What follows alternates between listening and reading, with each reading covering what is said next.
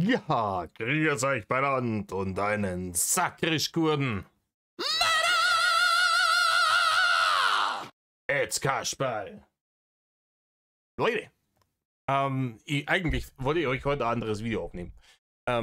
Ich habe mir gestern ein paar Minuten angeschaut vom letzten Kuchen-TV-Video, wo es um Katja Krasavice ging und die riesen Shitshow, die seit einiger Zeit abzieht hier. Vielleicht hat es einige Leute mitgekriegt. Besoffene fahren und dann so komische Dinge erfinden, sagen wir mal so. Und das hat mich kürzester Zeit so matt gemacht, dass ich gesagt habe, da muss ich darauf reagieren, sonst verschieße ich mein ganzes Pulver jetzt. So. Das werde ich euch morgen aufnehmen. Weil ich gerade gesehen habe, vor einer Stunde hat er gute Streven, keine Ahnung. Ja, da. Jena hier. Der hat eins Video hochgeladen. Ich weiß nicht, wer von euch den kennt. Inzwischen kennen den relativ viele, glaube ich. Der macht im Endeffekt das, was Newstime vor 10 Jahren gemacht hat. Über YouTube und Internet und Social Media, bla, irgendwelche News rausknechten. Und hier geht es um allen möglichen Scheiße, kein Mensch interessiert. Knossi gehen beim Arsch vorbei. Baba Bartunek sagt, ja, habe ich mal gehört, Imp mag den anscheinend nicht. Und er ihn auch nicht. Ne? Dann kam irgendwas von irgendwie, die ich überhaupt nicht kenne. Schon, keine Ahnung.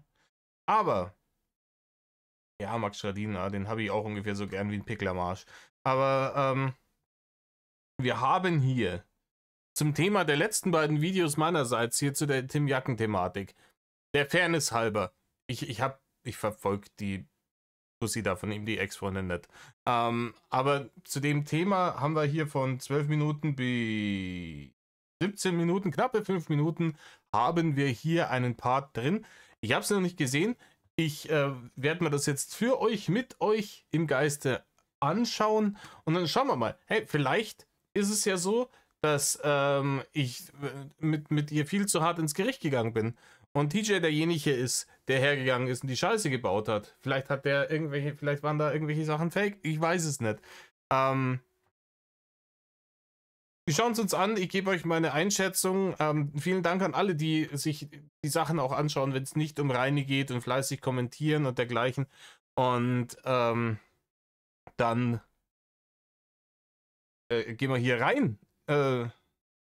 In den Strivene. Schon mal Drachenlord-Poster im Hintergrund hängen. Hier rechts oben.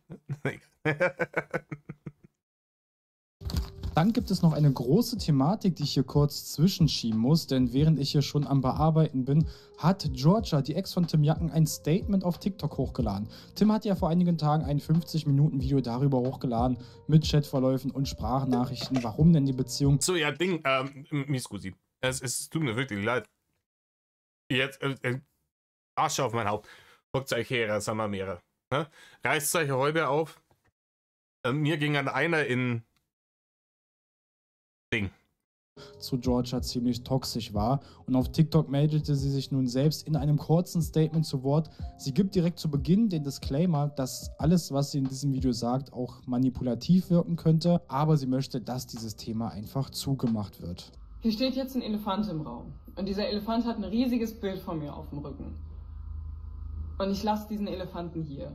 Und das Bild von mir, was er trägt, auch. TJ hat am Ende von seinem Video sehr deutlich gemacht, dass wenn von mir jetzt nichts mehr gesagt wird, das Thema für ihn zu ist. Und ich möchte auch, dass das zu ist. Hohoho, Scheibenkleister. Hui. Ah, Leute. Damit hätte ich nicht gerechnet. Ich hätte damit gerechnet, dass hier Turn-Up ist. So, dass hier, This is how it begins. Aber es scheint nicht so zu sein. Ne? Wir sind noch relativ am Anfang von der Nummer. Aber das kann man jetzt natürlich in verschiedener Hinsicht auslegen. Ich glaube, es ist der schlauste Move, den sie machen kann. Das ist wirklich der schlauste Move, den sie machen kann. Einfach zu sagen, ja, okay, ich sag dazu nichts mehr. wir beenden hiermit dieses Thema und weitermachen. Wir wissen alle, in Social Media generell und vor allem auf solchen Schwachmaten-Plattformen wie Diggity Doggity, ne? Das sind Leute, die haben ein Kurzzeitgedächtnis wie der Hauptcharakter aus Memento. Die wissen am nächsten Tag schon nicht mehr, was Phase ist, weil dann wird die nächste Sau durchs Dorf getrieben und dann reitet man eben auf dieser. Und das weiß ja so eine Georgia mit Sicherheit auch. Und dass die jetzt einfach sagt, ja, dann machen wir jetzt hier den Deckel drauf und ich äußere mich dazu nicht mehr weiter und fertig und weiter ihr Ding macht. Ich nehme stark an, dass wäre das alles von TJ gelogen und sie hätte da Beweise dafür, dass das alles gelogen ist, was er da erzählt hat, dass sie die rausgeknechtet hätte. Also so würde ich die schon einschätzen. Aber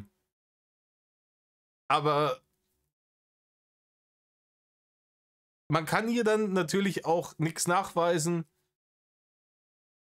Und so ein wichtiges Thema ist es ja dann, das interessiert ja nur hier die Leute in der Internetkasperei.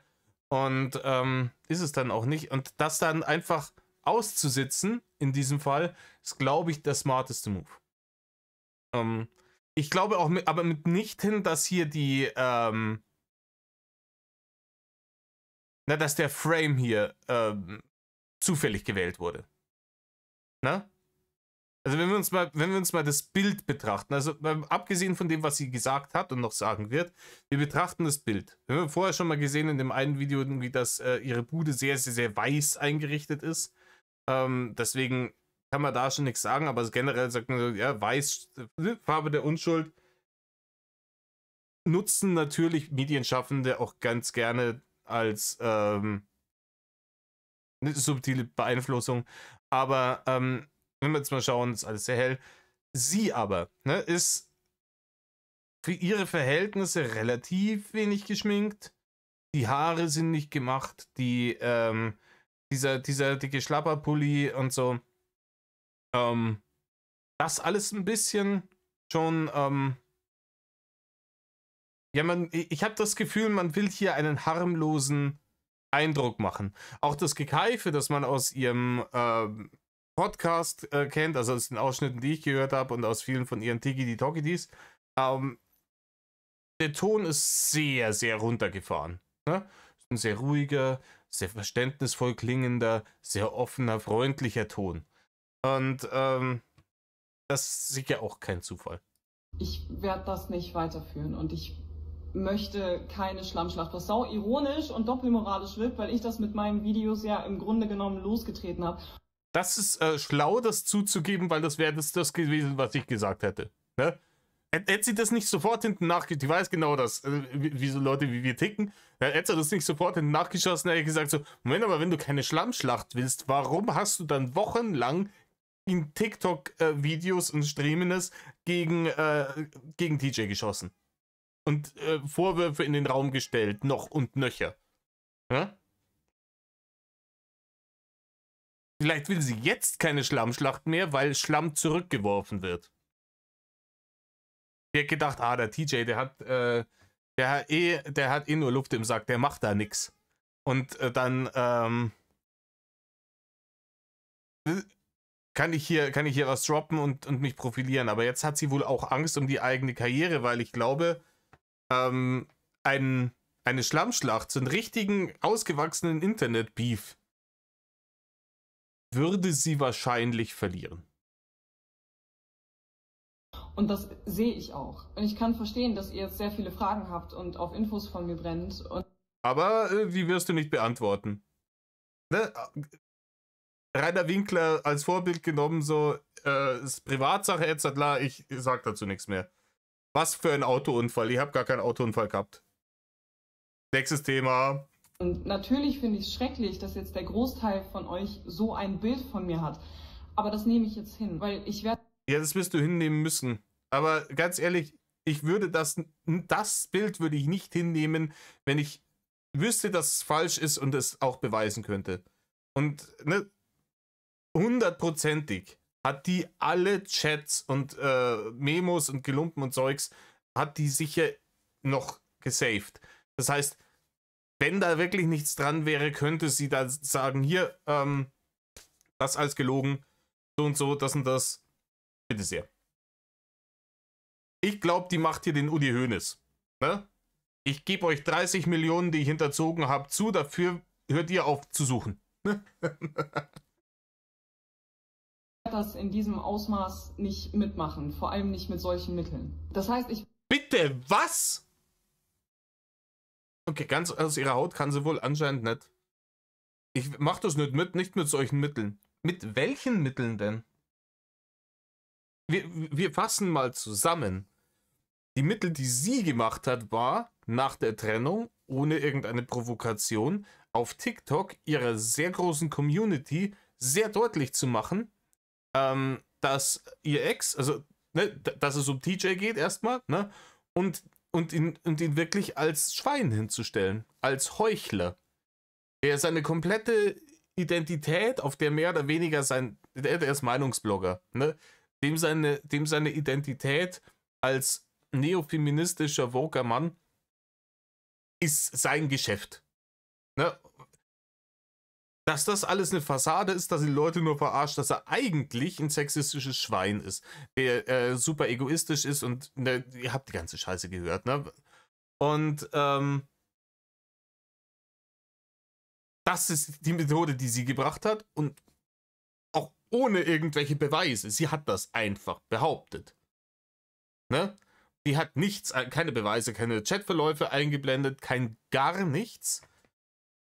Und die Methoden von TJ waren, sich vorzubereiten, ein 1-Stunden-Banger-Video rauszuballern, das wohl juristisch gut abgesichert wurde, wo Zeugen drin waren, Chatverläufe, Memos etc., wo er das allermeiste einfach direkt belegen konnte. Und welche von diesen Methoden ist jetzt verwerflicher? Also jetzt mal aus dem Bauch raus, ne? Jemand, der im Internet gossipmäßig so, ich sage euch nicht, um wen es geht, aber da ist eine Person und die stellt sich als was hin, die sie nicht ist und das und das und das und das und das gemacht. Um jemandes Karriere zu zerstören, warum auch immer. Oder auf Vorwürfe dieser Art, die einem gemacht werden, darauf zu reagieren, dass man sich hinsetzt und sagt, ich habe mir jetzt hier lange Gedanken gemacht und ich habe hier alles zusammengetragen und ich habe hier die Beweise und ich habe auch noch mehr.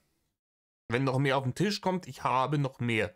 Meine Munitionskiste ist noch lange nicht leer. Ich habe alles da. Ich bin ein offenes Buch. Ich quatsch über wirklich peinlichen, intimen Bullshit mit euch, den er sicherlich nicht so in die Öffentlichkeit nicht in die Öffentlichkeit tragen wollte.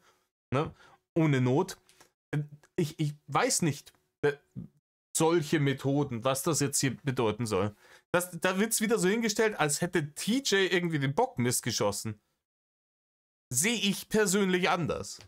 Behalte den Elefanten jetzt, ich stricke dem Mützchen, ich adoptiere den, der ist jetzt hier. Ja, das ist super funny, ja, der Elefant. Lenken ein bisschen ab, wieder, keine Ahnung, natürlich deine 14-jährige Community, die hat jetzt schon wieder vergessen, worum es geht. Haha, der Elefant. Das ist mein Elefant. Wir arrangieren uns schon irgendwie miteinander. Und jetzt, da ich gesagt habe, dass ich zu ihm und mir nichts sagen werde oder auch nur zu irgendwas, was irgendwie auch nur ansatzweise damit verknüpft ist, möchte ich zu einer anderen Sache was sagen. Also sie möchte das Thema damit abschließen. Es soll keine Schlammschlacht mit diversen Videos gegeneinander geben. Naja, wie gesagt, wenn es die nicht geben soll, dann hätte ich halt die Scheiße überhaupt nicht angefangen. Ne?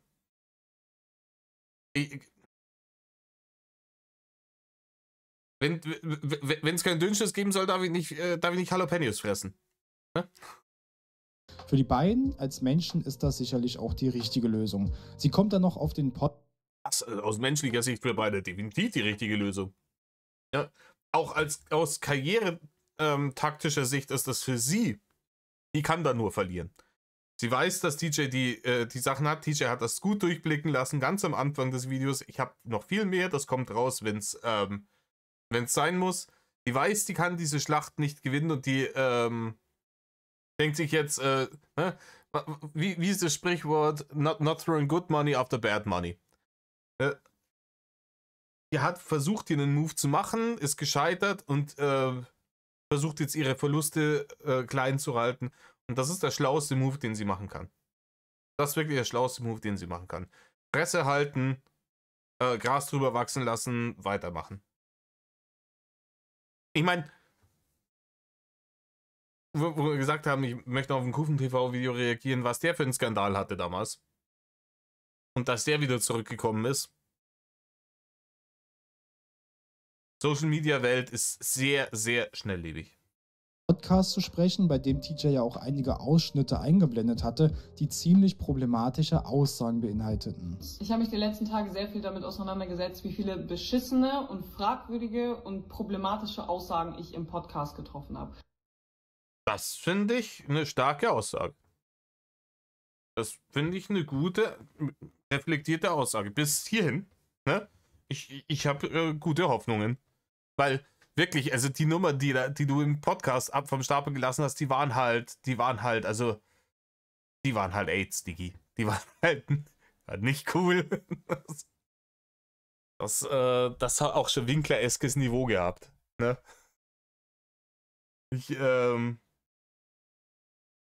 Gaslighter nicht mit Absicht. Ja, nicht weil es cool ist, sondern weil ich nicht gaslighte, außerdem gaslighte ich gar nicht.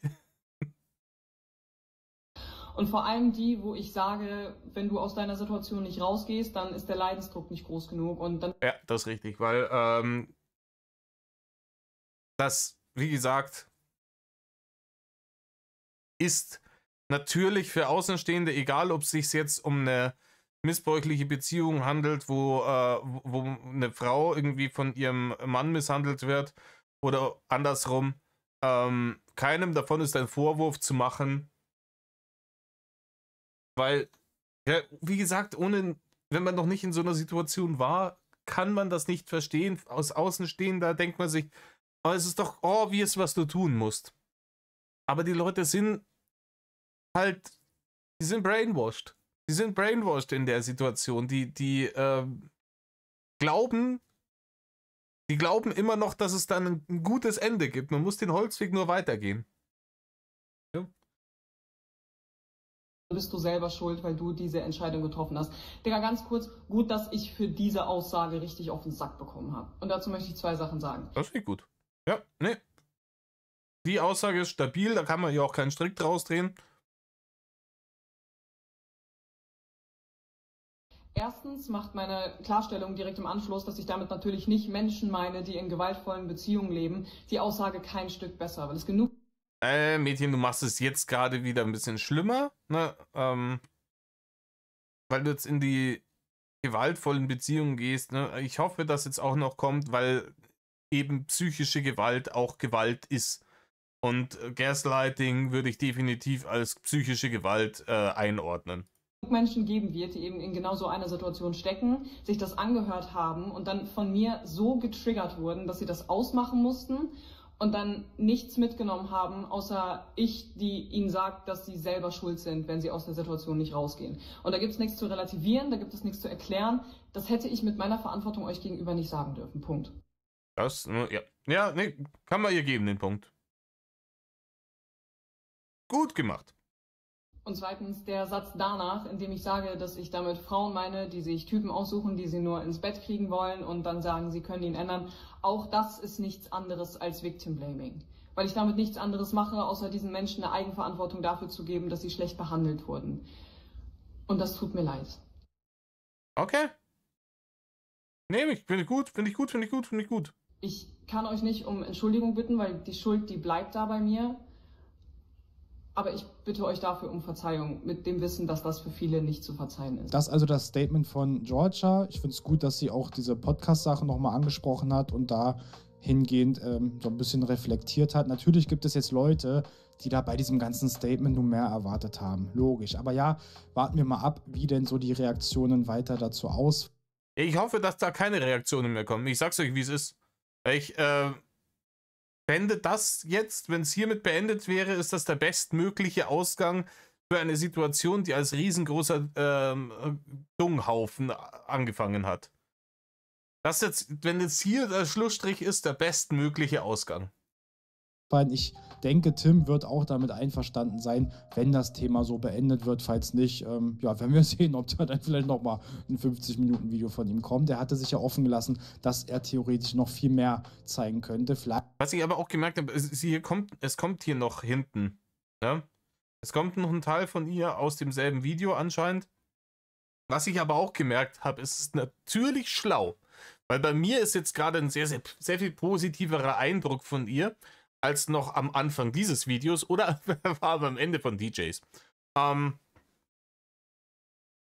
Was er mir aber gerade gesagt hat, dass viele Leute mehr erwartet haben, das ist nämlich richtig, weil sie hat erst die TJ-Sache grundlegend angesprochen. Wie gesagt, dazu sagt sie nichts, was sie ja nicht besser dastehen lässt. Das ist so ungefähr wie, ich mache von meinem Aussageverweigerungsrecht Gebrauch. Das kannst du halt nur machen, wenn du dich selber belasten würdest. Das heißt mehr oder weniger, ja, Digga, ich bin da schon derjenige gewesen. Oder diejenige in dem Fall. Und die splittet die Sachen praktisch auseinander. Die TJ-Sache und die Podcast-Sache, die ja eigentlich verknüpft waren. Die nimmt die Podcast-Sache aus dem TJ-Sack raus, schmeißt den TJ-Sack den Leuten vor die Füße, sagt, macht damit, was ihr wollt. Kein Kommentar.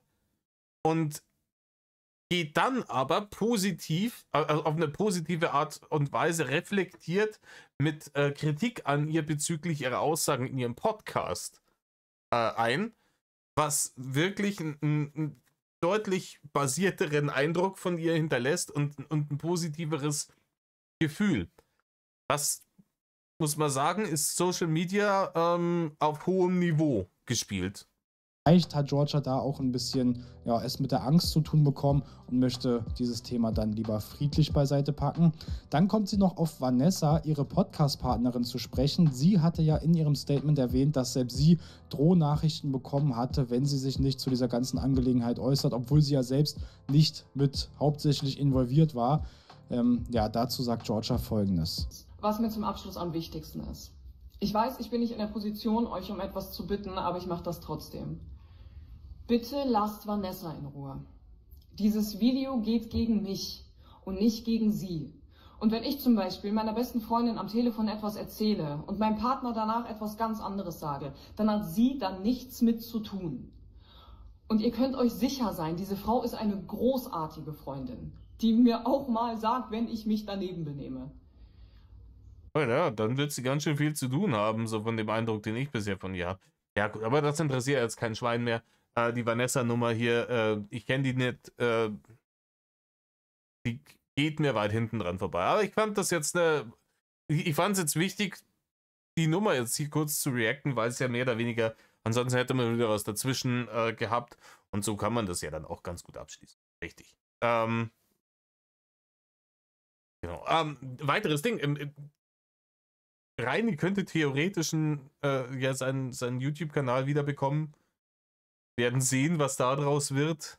Ganz ehrlich, ich will wahrscheinlich so einen hysterischen Lachkrampf kriegen oder sowas.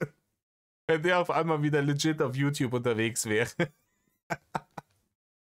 Aber dann, hey, dann könnten wir endlich sehen, was rauskommt mit der ganzen Nummer, weil man erzählt hat, ja, ich könnte ja so viel Geld verdienen mit meinem YouTube-Kanal, wenn ich den noch hätte. Ich habe ja 400.000 Abonnenten gehabt. Dann könnten wir jetzt diese Aussagen, jetzt vor allem auch aus den letzten Leaks, dann nochmal wieder mit der Realität abgleichen, wenn da keine Abo-Leichen mehr drin sind und nichts gebottet ist. Weil ich glaube, der wird den Teufel tun, den Kanal damit riskieren, dass er da wieder irgendeinen Shit drauf bottet. Ne? Dementsprechend wäre es schon fast interessant. Aber dann soll es das für heute mal gewesen sein. Wie gesagt, ich bin ein bisschen zwiegespalten jetzt hier mit der Aussage, aber mit dem Endergebnis glaube ich, das ist allen Leuten am meisten geholfen. Ne? Und ich bin froh, dass es dann auch nochmal Leute gibt, die in solchen Social-Media-Konflikten, wenn sie merken, dass das Ganze absolut brotlose Kunst ist, was sie ja gerade veranstalten, dann auch die Waffen strecken und sagen, hier, auf diese Schlacht wollen wir nicht einlassen, weil ich weiß, dass ich sie verlieren werde. Ne? So schlau sind ja nicht alle. Ne? Gerade Creatorinnen im Internet hier. Entschuldigung, ja, ich habe hier einen Frosch im Hals. Die dann wirklich merken, okay, ja, ich sitze im dicken Haufen Scheiße, so ich sollte mich daraus vielleicht rausbewegen, weil es fängt zu stinken an. In diesem Sinne. Leute, tut trotzdem nicht, was sie da macht. Ne? Bleibt's anständig, Leute. Macht mir keine Schande. Das hat er rein einmal gesagt. Macht mir keine Schande. Und Mad Love.